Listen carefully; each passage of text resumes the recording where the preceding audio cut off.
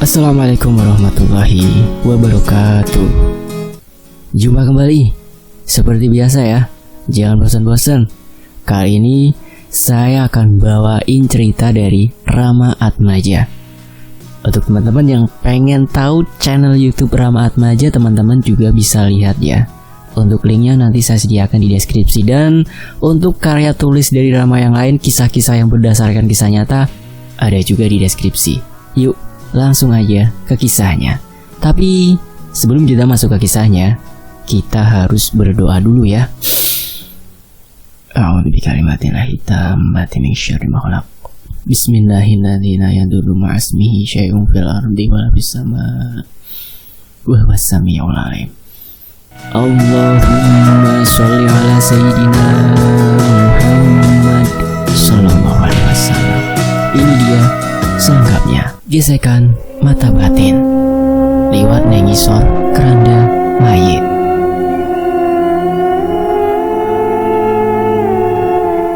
Kisah ini menceritakan kisah nyata dari seorang anak perempuan bernama Vita. Awal mula dia bisa merasakan keganjilan dalam hidupnya ketika neneknya meninggal dunia. Lebih dari setahun cerita ini narasumber ceritakan dalam chat Facebook Messenger. Sempat Rama tuliskan sedikit di bagian awal. Rama tulis di Wattpad tapi tidak diselesaikan karena waktu itu sedang menulis cerita lain dan hanya untuk pengenalan saja. Beberapa cerita sudah selesai dan ada yang belum. Untuk cerita santet Mbah Surti hanya tinggal sedikit lagi dan insya Allah akan selesai. Karena dari itu, Rama memulai treat ini dan semoga bisa ditulis dengan lancar. Amin. Dan saya juga sebagai admin Fakta Sejarah supaya bisa lancar juga ya untuk membawakannya. Episode 1, awal mula. Pada tahun 2009, aku masih duduk di bangku sekolah dasar kelas 1. Aku di sini yang terlibat dalam kisah ini ya.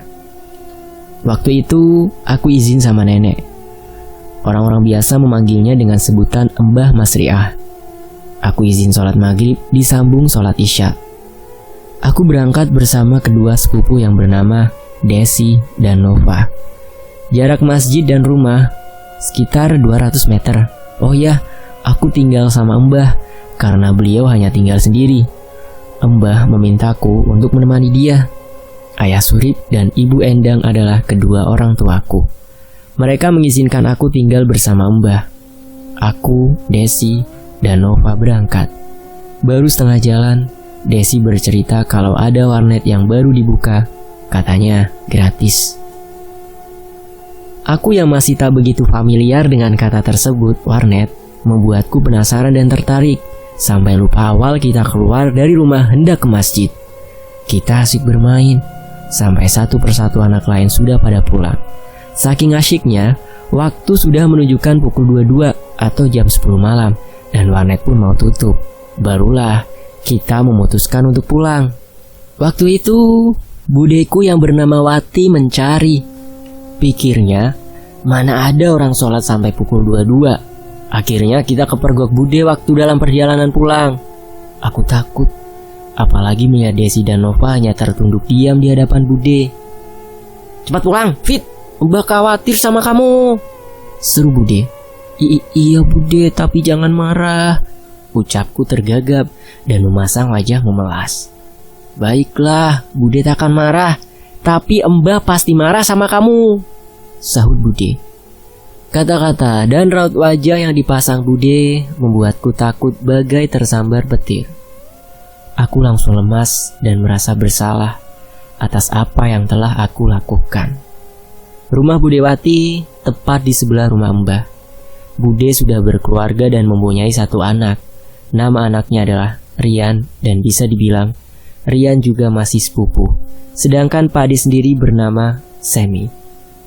Pak Ade adalah anak dari Mbah dan kakaknya ya. Ketika pulang, kita berpisah. Aku masih teringat raut wajah Bude. Apalagi dia orangnya super galak. Tetapi, tak ada apa-apanya dengan apa yang akan menimpaku. Aku harus siap mendengar Mbah mengoceh. Yang ocehannya lebih keras dari terompet tahun baru. Sampai di rumah, raut wajahku mulai memucat karena takut. Tetapi aku mencoba menutupinya dengan senyuman. Aku melihat Mbah tengah duduk di tembok semen yang memisahkan dua rumah. Wajahnya merah padam dan memiringkan bibir. "Kamu nak, ndak ingat waktu? Ndak mikir ya? Mbah mencarimu," ucap Mbah sebelum aku menginjakkan kaki di lantai rumah. Aku tertunduk melihat wajah Mbah yang tengah marah. Bergegas, aku berlari masuk ke dalam rumah sambil berujar, "Aku mau ke WC." Tak lama, Mbah masuk dan menutup pintu depan. Di rumah ini dulunya tak ada kamar, hanya ada ranjang setinggi 50 cm dengan lebar 2 meteran. Cukup untuk tidur 2 orang. Letak ranjang tersebut berada di antara dapur dan kamar mandi. Terdengar langkah kaki Mbah yang tengah berjalan. Aku panik dan hanya berdiri mematung di samping lemari pakaian. Mataku tertuju sama Mbah yang berjalan mendekat.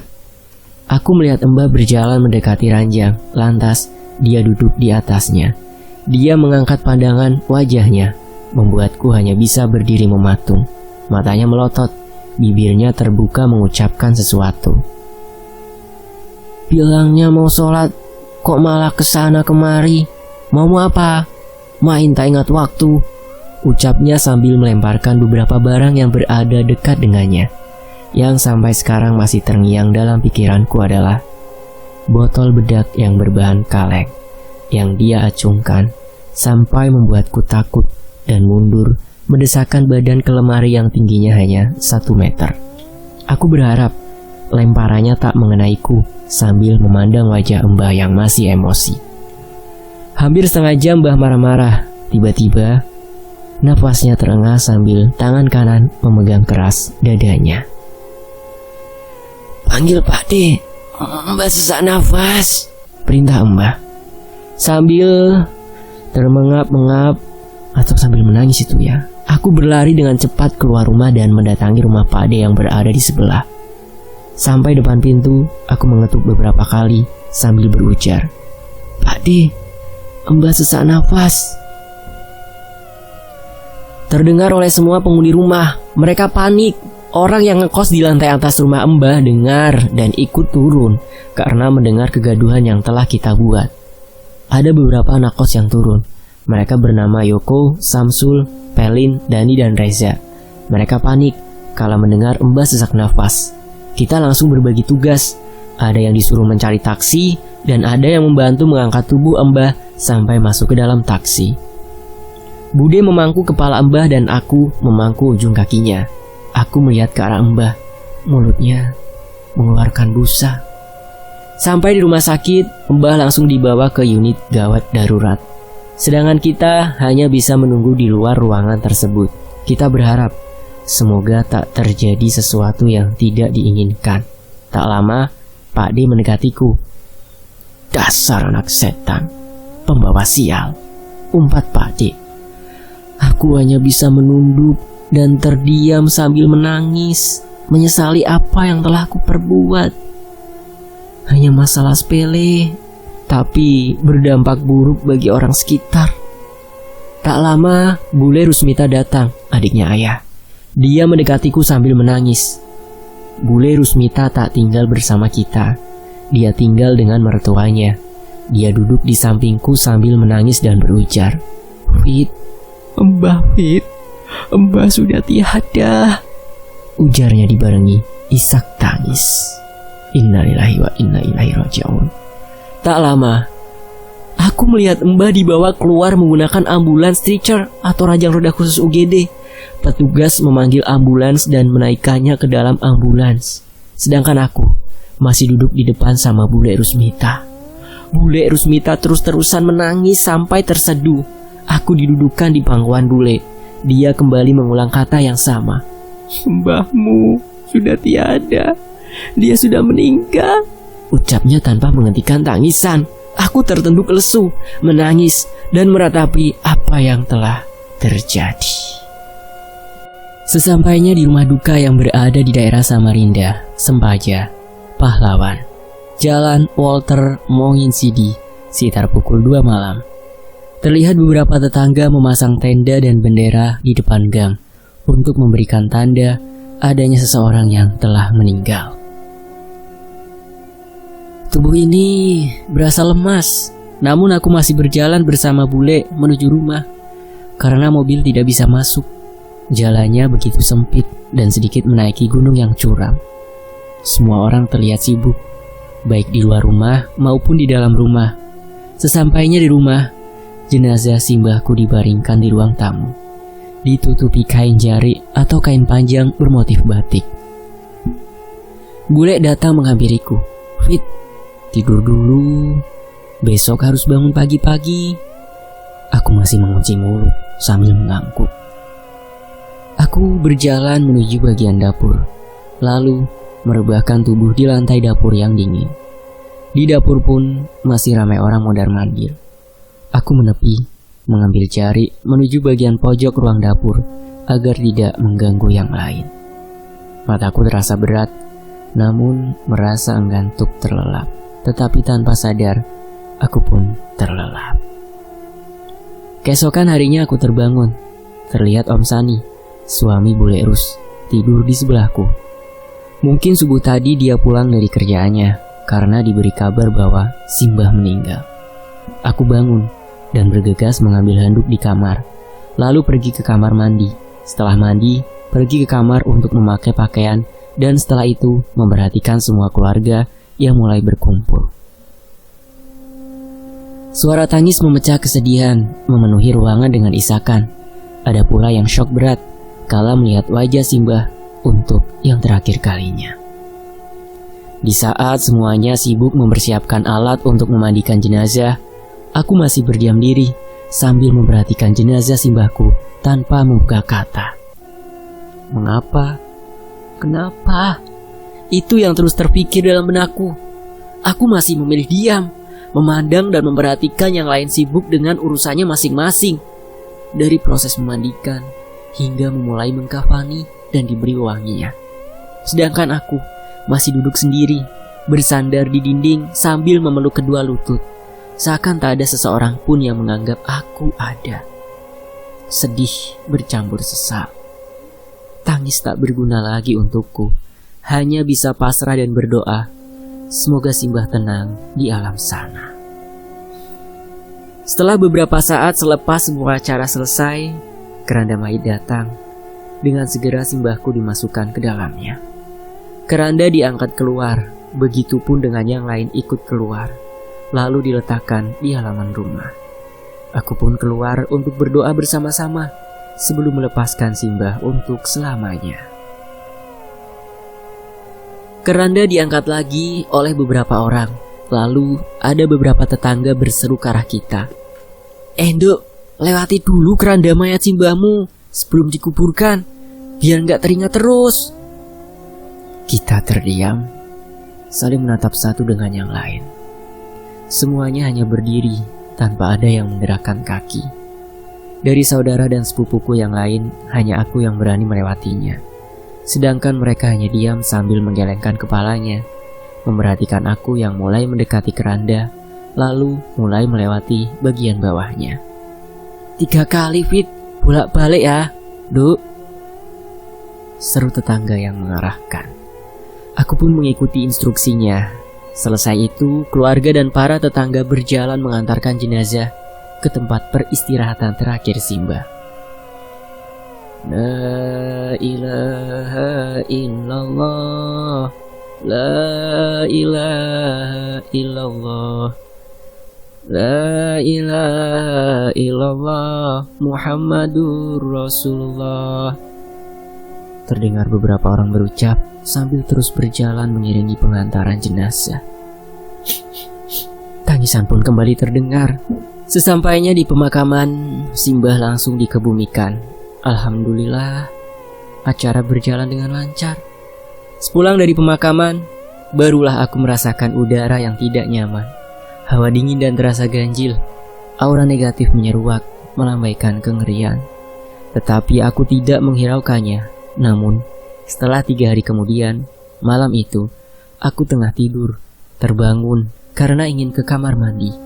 Di saat berjalan menuju dapur, aku merasakan udara yang lain, begitu dingin hingga membuat bulu kuduku berdiri.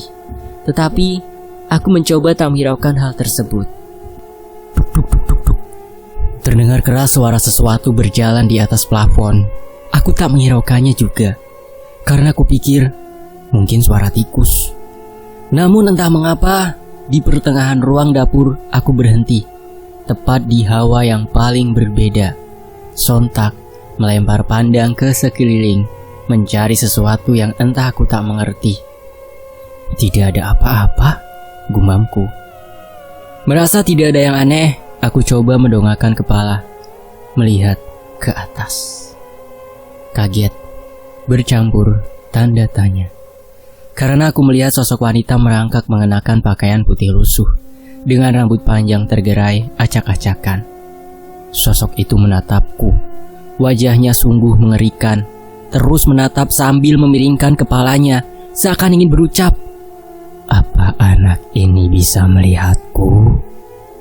Mungkin seperti itulah yang ingin sosok itu ucapkan. Namun tak ada sepatah kata pun yang keluar dari mulutnya. Aku coba agar tidak panik, terus perhatikan wanita yang sedang merangkak di plafon itu. Namun hati kecil ini bertanya-tanya, apa ini hantu? Pertanyaan memenuhi isi kepala. Aku menundukkan pandangan. Setelahnya kembali melihat ke atas, dan ternyata sosok tersebut sudah tidak terlihat lagi. Sosok mengerikan tersebut hilang entah kemana. Mungkin halusinasiku saja, pikirku, sambil kembali melangkahkan kaki menuju ke kamar mandi untuk melanjutkan tujuan awalku. Sebenarnya agak menderita berada di situ. Entah menderitanya itu karena terjebak di daerah tersebut, atau mungkin karena tagihan kasbon yang melonjak. Awal melihat makhluk tersebut, kedepannya aku sering diganggu oleh makhluk-makhluk tak kasat mata lainnya. Oke, kita lompat alur cerita ya ke beberapa waktu. Jadi gini, di waktu aku ngekos dengan orang tua dan kedua adikku, Beauty dan Amir. Dulu aku tipe anak yang bisa dibilang pemberani, karena saat tinggal di kos ada beberapa kamar yang kosong, dan setiap kos itu ada penghuni yang tak kasat mata. Walau aku sendiri yang merasakannya, aku tidak pernah bilang ke orang lain, termasuk kedua orang tua dan adekku. Adekku yang paling bungsu namanya Amir. Dia anak yang paling rentah alias lemah bulu. Pernah waktu itu dia demam, entah mengapa mengigau yang tidak karuan. Ternyata ada yang mengincarnya dan selalu mengikutinya. Aku sadar karena auranya saat dipegang sangat berbeda dari orang demam pada umumnya. Di samping bisa melihat yang tak kasat mata, aku pun bisa melihat aura seseorang dan mampu memegangnya. 2 hari berlalu, dia masih demam. Ngigaunya pun makin tidak karuan, sampai-sampai mau lari ke jalan raya. Karena kos-kosan keluargaku di pinggir sungai dan jalan raya, ku kejar, nyaris kelepasan. Entah kalau tidak kutahan, mungkin bisa jadi hal yang tak terduga. Dan dia pun meracau, "Ada mbak ngajak aku main di situ." Dan aku pun menjawab, "Gak ada siapa-siapa di situ, ayo pulang." Paksaku sambil mempiting kepalanya, karena terus berontak, ingin berlari.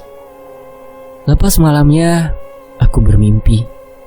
Ternyata, sosok yang ingin berteman sama adekku itu, sesosok kuntilanak yang menghuni di salah satu kos kosong di sekitar kosanku.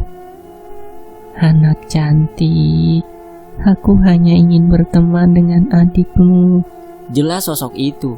"Tidak boleh, kau pasti ingin mengajak adikku ke alammu kan?" teriakku dengan nada geram. Aku keberatan bahwa sosok itu ingin berteman dengan adik laki-lakiku yang hanya satu-satunya. Karena dia tidak hanya ingin berteman, melainkan ingin membawanya ke alam lain. Sosok itu tersenyum, tak menjawab. Lalu dia berbalik arah, dan seketika aku terbangun dari mimpi yang singkat ini. Kalau dibilang berani ya cukup berani. Karena waktu itu saat aku kelas 5 SD, ya yang bisa dibilang lagi labil-labilnya tuh. Namun terkadang susah untuk membedakan mana yang asli manusia dan mana yang makhluk halus. Dalam keyakinanku itu, setan sebenarnya tidak ada, tetapi jin atau iblis itu yang ada. Setan hanya jelmaan, yang sebenarnya itu adalah jin. Aku pun sering termotivasi dengan kata-kata bapakku. Kamu jangan takut dengan setan. Untuk apa takut setan? Bapakmu saja kayak setan, seru bapak. Di saat aku bilang ada sesuatu di dalam kos kosong sebelah. Mungkin itu untuk mendidik kita jadi anak yang pemberani. Atau mungkin itu hanya kata-kata konyol yang terlintas di pikiran bapak saja. Dan aku pun mencoba menguatkan mental dari perkataan bapakku, yang entah itu untuk motivasi atau hanya jenaka. Tetapi beberapa penghuni kos kosong tersebut ternyata ada yang tidak suka, terbukti. Karena kalau aku melewati kos kosong itu, selalu melihat mata merah menyala, tetapi selalu kuabaikan, karena mungkin itu hanyalah halusinasiku saja. Singkat cerita, tak terasa sudah kelas 6 sekolah dasar. Menurutku begitu menegangkan sampai membuatku mulai rajin belajar. Tetapi di sela kesibukan itu, aku suka lari pagi. Aku, Beauty, dan Sasha sehabis sholat subuh hendak berangkat lari pagi. Oh ya, aku dan Beauty umur kita hanya berjarak 1 tahun. Jadi orang tua menyamakan sekolah kita atau memasukkan kita dalam satu kelas. Aku janjian dengan Sasha mau menjemputnya sebelum sholat subuh. Jadi pagi buta, aku dan Putih sudah bangun dan bersiap untuk menjemput Sasha. Jarak antara rumahku dan Sasha berkisar 400 meteran. Kita berjalan santai sambil mendengarkan lagu yang diputar lewat ponsel.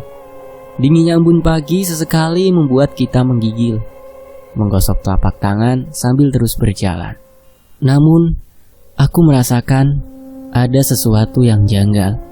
Seakan ada mata yang mengawasi dari pojok rumah-rumah warga yang kita lewati.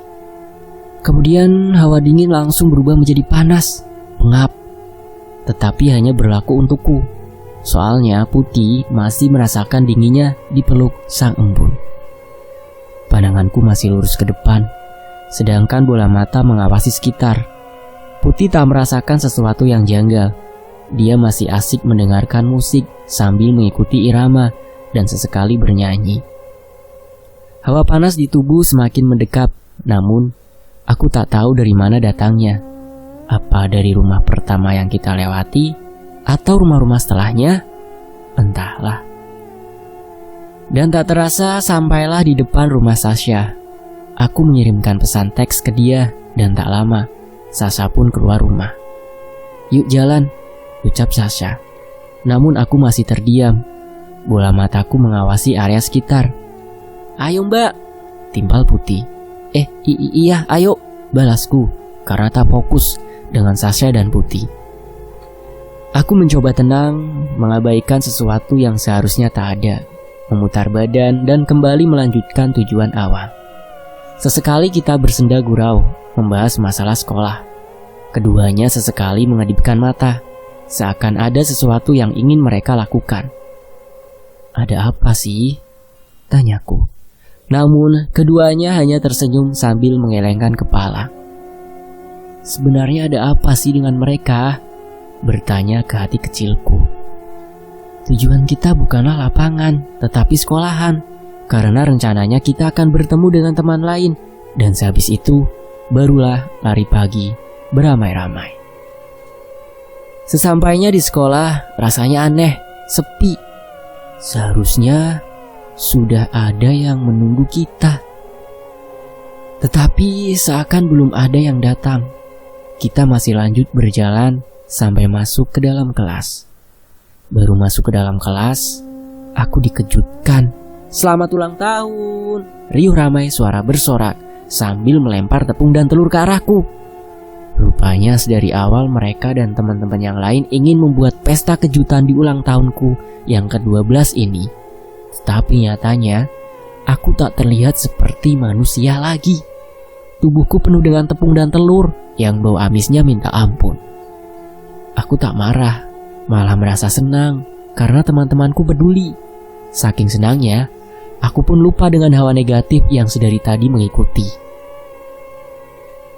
Pecah tawa di ruang kelas terdengar begitu lantang, berlarian, main kejar-kejaran, sampai membuat ruangan kelas jadi berantakan, yang nantinya kita semua akan kena marah sama bapak kepala sekolah. Tetapi sebelum itu, aku membersihkan diri ke kamar mandi, menyiram seluruh anggota tubuh dengan pakaian lengkap, lalu melanjutkan rencana awal. Tubuh basah kuyup tak menjadi halangan untukku. Toh masih pagi ini, belum banyak orang beraktivitas dan kita meninggalkan sekolah terus lari pagi. Sepulang lari pagi, pakaian yang aku kenakan sudah kering. Dan kita bertiga duduk-duduk di depan rumah pemilik kos. Rumahnya di pinggir jalan. Suasananya begitu nyaman. Asik buat bersantai sambil lihat lalu lalang kendaraan. Namun entah mengapa, berasa ada sesuatu yang memanggilku. Aku bangkit dari tempat duduk, melihat ke arah lantai 2. "Kenapa, Mbak?" tanya Putih. "Fit," panggil Sasha. Aku tak menghiraukan keduanya. Kaki berasa melangkah dengan sendirinya, berjalan mendekati anak tangga yang ada di bagian samping rumah. Aku menaiki anak tangga dengan perlahan, sedangkan mereka masih duduk di depan rumah dengan tatapan bingung. Aku terus naik. Terlihat ada 2 kamar dan tiba-tiba sekelebat bayangan hitam berlari menembus dinding, masuk ke dalam salah satu kamar. Aku tak tahu bayangan apa, yang jelas membuatku penasaran dan terus menatap ke arah kamar bayangan itu masuk. Namun, sekelebat bayangan hitam itu tak kunjung keluar, tak lagi menampakkan dirinya. "Kamu kenapa sih, Fit? Kok jadi aneh gitu?" teriak Sasha dari bawah. "Hehehe, gak kenapa-napa," jawabku melirik ke arah Sasha yang berdiri sambil memanggil. Aku membalikan badan lagi, melihat ke arah kamar itu dengan tatapan tajam.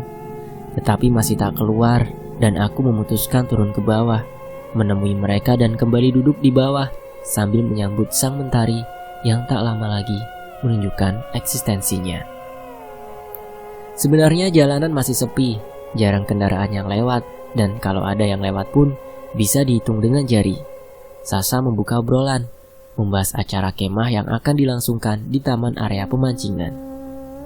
"Jadi kalian ikut tidak?" Aku dan Putih saling menatap. "Fit, kamu wajib ikut ya," lanjut Sasha. "Kalau aku sih ikut," timbal Putih. Mau sih, tapi ya gimana gitu," jawabku terpotong. "Gimana sih maksudnya?" tanya Sasha.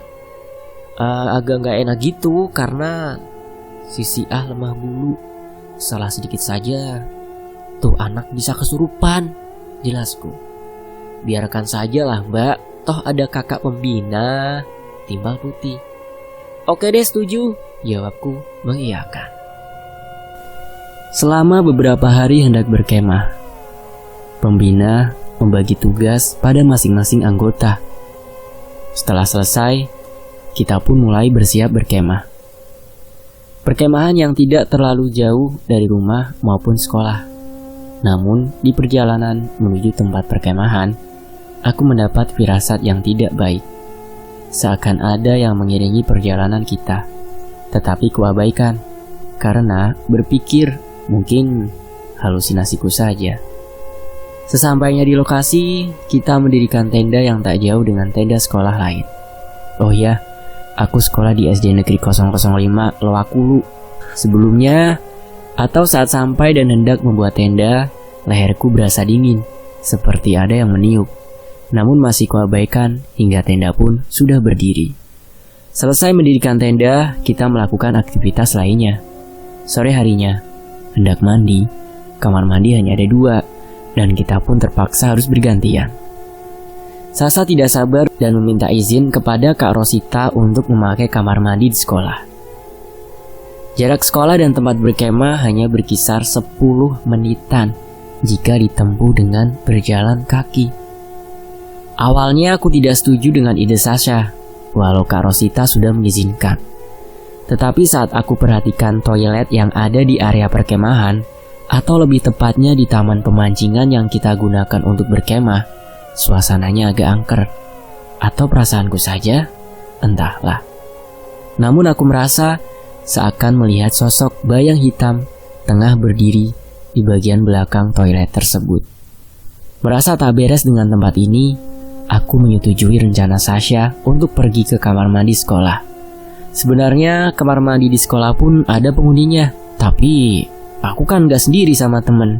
Semoga saja sosok itu tak menampakkan diri, gumamku dalam batin. Singkatnya kita mandi di kamar mandi sekolah dan tak ada gangguan hingga tak terasa malam pun tiba. Malam itu ada acara menari daerah dari setiap regu. Saat reguku dipanggil, "Regu teratai!"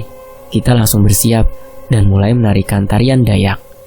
Tak jauh dari tempat kita menari ada api unggun dengan kobaran yang lumayan besar.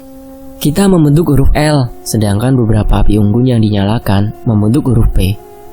Nyala apinya melebihi tinggi badanku, yang saat itu hanya berkisar 135 cm. Aku terus menari sambil menggerakkan bola mata melihat ke segala penjuru. Entah mengapa, mereka memperhatikanku. Mereka yang bukanlah manusia, tetapi makhluk tak kasat mata. Aku merasa risih. Apalagi bila sudah mendengar suaranya yang membuat bulu kuduku berdiri. Taman pemancingan yang jadi lokasi perkemahan banyak ditumbuhi pohon kelapa, membuat mataku tak henti-hentinya melihat ke penjuru tempat itu, yang nampak sosok-sosok seram, melihat dan membicarakanku dari kejauhan. Selesai acara, kita pun makan ala kadarnya, yang masak Ibu Anggi, guru bahasa Inggris, dan Bu Tanri, sekretaris kepala sekolah. Untuk Kak Rosita, dia sedang sibuk dengan agenda besok, jadi tak ikut mengumpul dan makan bersama. Selesai makan, kita beristirahat. Tidur berjejer bak sate yang disusun rapi. Dan di sela keheningan malam, hanya aku yang tak bisa terlelap.